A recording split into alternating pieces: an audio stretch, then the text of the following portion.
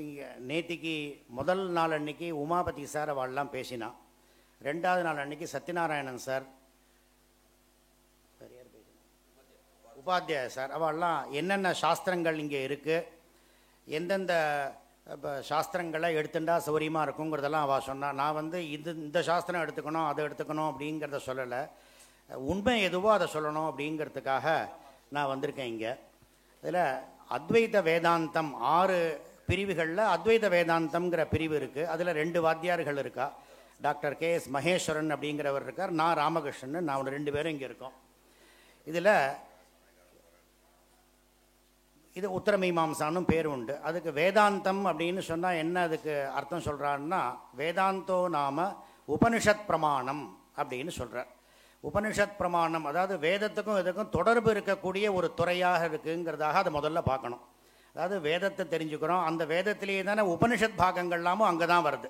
பிருகதாரண்யகோபனிஷத்து ஆகட்டும், ஈஷாவாசியோபனிஷத்து, முண்டகோபனிஷத்து, மாண்டூக்கியம், ஐத்திரேயம், சாந்தோக்கியம் எல்லாமே எல்லா வேத காலாளுடைய உபனிஷத்தும் ஒன்றுக்கு மேற்பட்டு இருக்கக்கூடிய உபனிஷத்துக்கள்லாமும் உங்கள் வேதத்தில் வருது. அது அத்தியனமும் பண்ணுறேன், பிராமணத்துலேயும் அது அத்தியனம் பண்ணி வரும்பொழுது அதில் நிறைய கதைகள் இருக்குது, நல்ல உபதேசங்கள்லாம் இருக்குது. அதான் உபதேசம் என்னன்னா, வாஸ்தவமாக தெரிஞ்சுக்கக்கூடியது எது, படிக்க வேண்டியது எது அப்படின்னு சொல்லக்கூடியது அதில் இருக்குது. பெரிய பண்டிதர் அப்படின்னு சொல்லுவோம் நம்ம. அதில் ஆதிசங்கரரை கேட்கும்பொழுது கஃப் பண்டிதஹா அப்படின்னா விவேகி அப்படின்னு சொல்கிறார். அதாவது பகுத்தறிவு எப்படி ஏற்படுறதுன்னா அதுக்கு சாஸ்திர ஞானம் தேவைப்படுறது. வேதாத்தியனத்தை பண்ணுறோம் அப்படிங்கிறதுனால நம்மளுடைய நித்திய கர்மங்களில் அது விதிக்கப்பட்டதாக இருக்குங்கிறதுனால அதை முதல்ல உபநயன சம்ஸ்காரத்துலேயும் அதை படிச்சுடுறோம்.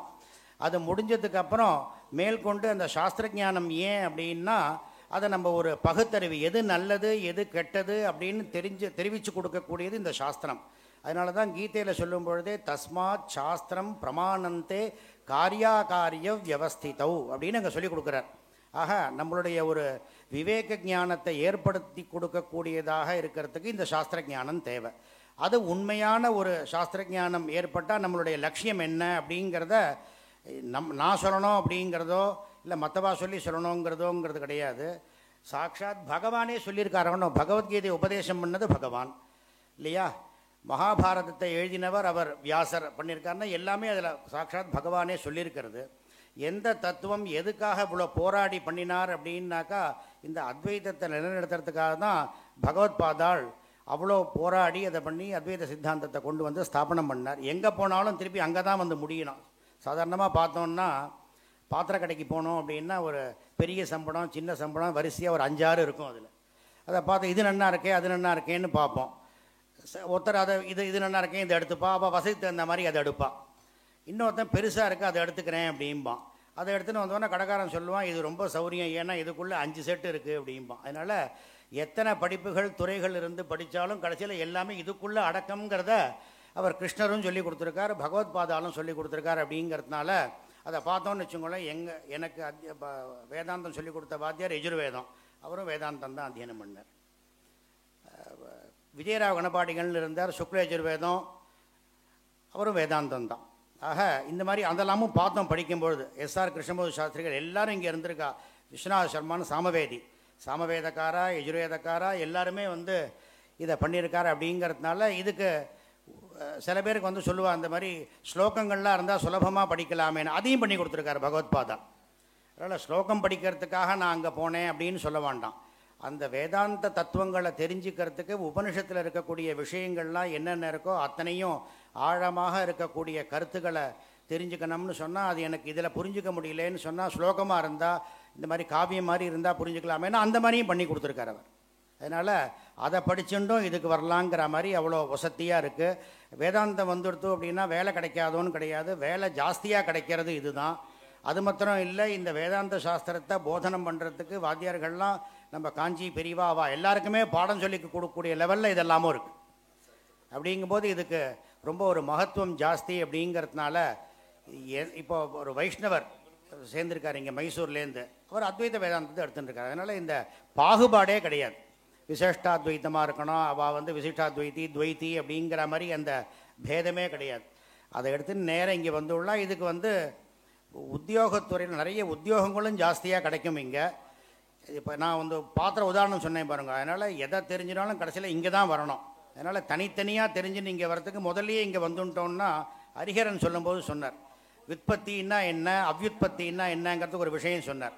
அதாவது தெரிஞ்சின்ற விஷயத்தை அந்த ஞானம் வந்துட்டோன்னு சொன்னால் அந்த ஞானத்தை வச்சுன்னு தெரியாத விஷயத்தை தெரிஞ்சுக்கலாம் அப்படின்னு சொன்னார். அந்த மாதிரி இங்கே வேதாந்தத்துக்கு வந்துட்டேன்னு சொன்னால் விற்பத்தி நிச்சயமாக வந்துடும். அதை வச்சுட்டு மற்ற விஷயங்கள் எல்லாத்தையுமே பார்த்து அழகாக தெரிஞ்சுக்கலாம். அந்த அளவுக்கு இது நமக்கு கை கொடுக்கறது அப்படிங்கிறதாக சொல்லிண்டு அநேகமாக இங்கே கிரமாந்தம் முடித்தவாளோ கணாந்தம் முடித்தவா அந்த மாதிரி முடிக்க போகிறேன் அப்படின்னா முடிச்சுட்டு நேராக வந்து நீங்கள் கவலையே பட வேண்டாம், வேதாந்தத்துக்கு தாராளமாக சேர்ந்துள்ளோம். அதுக்காக தான் இந்த துறையே இது பண்ணி பிரின்சிபால் ஏற்படுத்தி கொடுத்ததே அதுக்கு தான். இங்கே நிறைய வேதாந்தங்கள் வரணும் அப்படின்னு. அதனால தான் ஆகம பசங்களுக்கெல்லாம் மெயினாக சொன்னார் அவர். அவள் ஆகமக்காரா அவள் வந்து வேதாந்தம் எடுத்துக்கிறதுல நீங்கள் சொல்லணும் அப்படின்னு சொல்லிட்டு தான் எஃப் பரஸ் மகேஸ்வரா அப்படின்னா அதுலேயே பரமாக யாரை சொல்லப்படுறதோ மகேஸ்வரன் பரமேஸ்வரனே அவள் தாங்கிறது பல கிரந்தங்கள்லாம் அதுலேயே ஆகமத்திலே இருக்குது. இப்போ அந்த விஷயங்கள்லாமும் நீங்கள் தெரிஞ்சுக்கணுன்னா அத்வைதத்தை எடுத்துனா தான் தெரிஞ்சுக்க முடியும். அதனால் காளிகாம்பாளில் சண்முக சிவாச்சாரியானுக்கு அவர் இங்கே வேதாந்தம் தான் படித்தார் நாங்கள் படிக்கும்போது.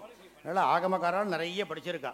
அதனால் அநேகம் இதில் எடுத்துட்டேன்னா உங்களுக்கு பிஹெச்டி பண்ணுறதுக்கோ எல்லாத்துக்கும் ஒரு சௌரியம், உத்தியோகத்துக்கு சௌரியம். அதனால் நிறைய கிரந்தங்களை பார்க்குறதுக்கு இது கை கொடுக்கும். அங்கங்கே நிறைய விஷயங்களை தெரிஞ்சுட்டு அப்புறம் கடைசியில் வரத்துக்கு பதிலாக வந்தோடனே இங்கே தெரிஞ்சுட்டேன்னா இதை வச்சுன்னு அது எல்லாத்தையுமே தெரிஞ்சுக்கலாம் அப்படிங்கிறதாக சொல்லி நீங்கள் அட்மிஷன் வாங்கணுன்னா அடுத்த வருஷமே கேட்டு எல்லாம் பண்ணிக்கலாம். சித்தமாக இருக்கும். எல்லாமே உங்களுக்கு விவஸ்தைகள்லாம் இருக்குது.